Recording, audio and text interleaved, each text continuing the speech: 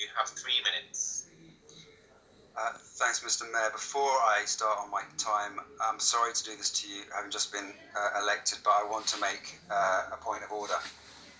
I wish to raise a point of order that I'd like you to rule on, Mr. Mayor. Is that okay?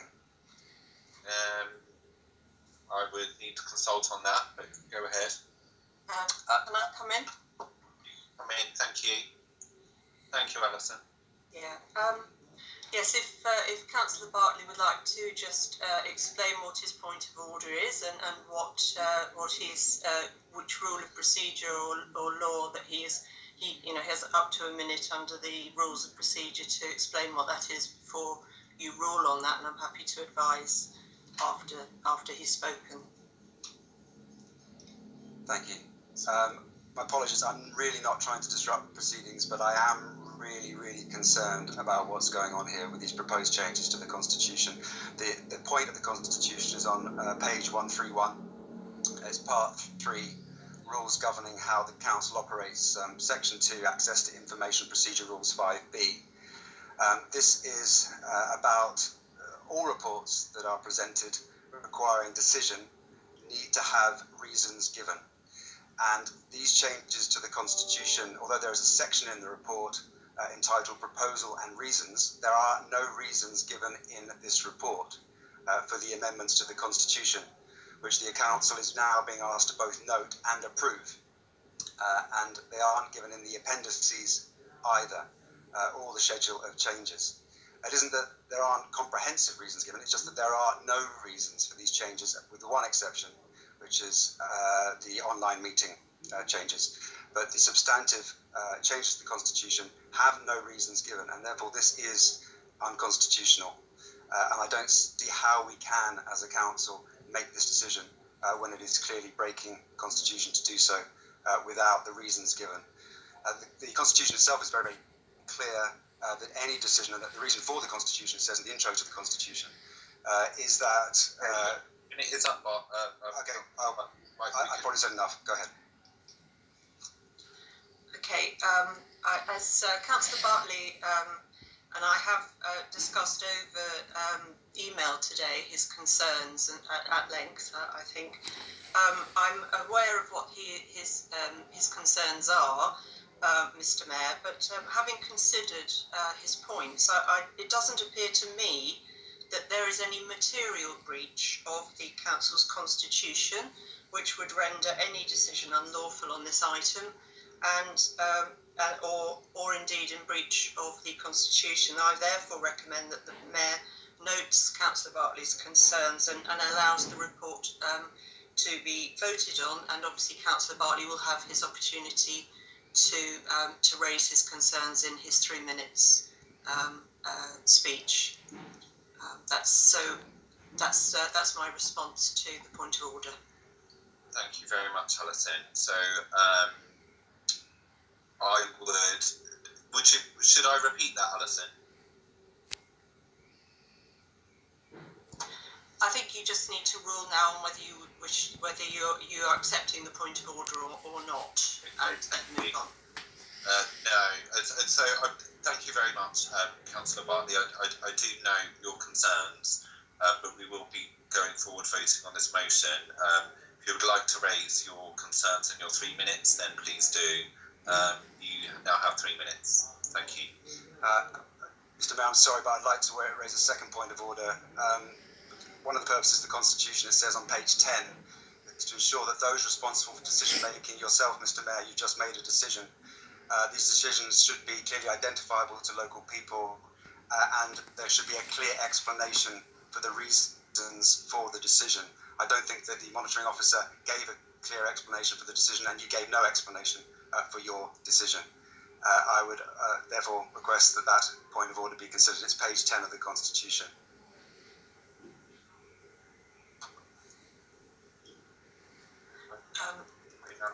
Again, I mean, these are points of order which I think I have given my view on the. I've listened to what Councillor Bartley has said. He has raised a point of order on the fact that he doesn't consider that the papers before Council tonight are are in the appropriate format and reasons given. My view on that is that the reasons are very clearly set out. That they are self-explanatory on the face of the appendices which are attached to the report, and I'm more than happy to respond. Again to Councillor Bartley, but he has raised these points with me today, and I have already told him that my view on these. So I'm not sure that there's any real merit in continuing with the point of order, Mr. Mayor. Thank you very much. Councillor Bartley, I would like to make it very clear that moving on with this item, you have 3 minutes. Okay, could I request that it's minuted that the Mayor hasn't given any reasons, and also I'd like it minuted on Section 5 of the Local Government and Housing Act 1989, and the monitoring officer should report to the Council any possible breach of the Constitution. I'd like to congratulate you, Mr. Mayor, echo Jack's thanks to officers for all they've done in this current coronavirus emergency. What you've got before you isn't a tidying up exercise of the Constitution. There are some very, very significant changes which I hope that councillors have read. There's no explanation for why AMCAP is being abolished.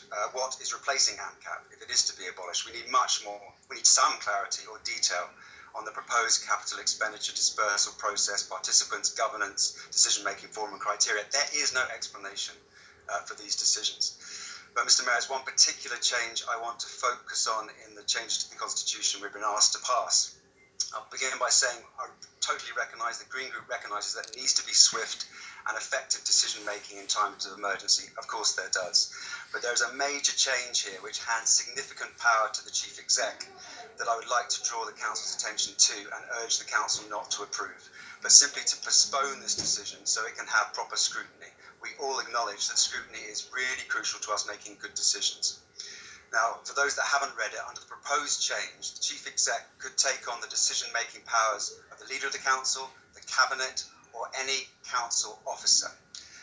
These powers that are invoked not on the say-so of the Leader of the Council, but they are on the say-so of the Chief Executive themselves. That's not to cast aspersions on the current Chief Executive, who's doing a great job, but to point out that any future Chief Exec could seize decision-making power, and the elected Council Leader could not stop this. No one could stop it. The criteria for the Chief Executive to take decision-making power from the Leader of the Council or Cabinet is very wide-ranging. It's not limited to an emergency situation or even an urgency situation, but a situation simply in which the Chief Executive considers it's expedient and necessary to do so. The decision was not brought to Constitutional Working Group for discussion. This is the place where constitutional changes would normally be discussed before coming to Council, so there's been no scrutiny at all of these changes. And the lack of scrutiny is compounded by the fact that the reasons for the decision have not been published in this report, even in this report before the Council or in the appendices. Please have a look. There are no reasons there. Council is therefore being asked to approve changes in a way that is simply not transparent and not constitutional. The Constitution itself states quite clearly, thank you, that the Constitution is there to ensure that those who are responsible for decision making explain the reasons for decisions, and this constitutional requirement has not been fulfilled. Constitutional changes can be approved at any full council meeting, not just the AGM, so I urge us not to pass these changes, just to postpone them, give them proper scrutiny, let them come back, and then we can make a decision properly with all the information before us. Thank you, Councillor. I would like to call on Councillor Hopkins. You have 3 minutes. Thank you, Mr. Mayor. I don't think I'll take all 3 minutes because I just want to respond. I mean, I don't know whether Councillor Bartley is aware, but we are in the midst of an international worldwide crisis, unprecedented upheaval. What he's characterised and what he's said around the rules are wildly rhetorical and blown out of proportion. Almost every other council in the country has these sorts of emergency provisions, and we found that they weren't contained within our constitution, so we're adopting them. Every decision that's been made through the crisis has been cleared with me, it's been cleared with the relevant cabinet members. There are many tiers, and the kind of decisions under the emergency procedures so far that we've taken to give rent relief to businesses and voluntary organisations in our buildings, that's absolutely urgent. And talk to any business and VCS organisation in our buildings that's had a rent freeze, and and tell me that it's not an emergency, or the £1 million extra we put into discretionary housing payments for people who are struggling with their housing costs. I think it's sad at this time that Councillor Bartley hasn't got enough to do, and he's digging around constitutional matters and wording, when what is necessary here is action. We're tidying up the constitution with this. We're still maintaining democratic accountability. We've got a call in next week.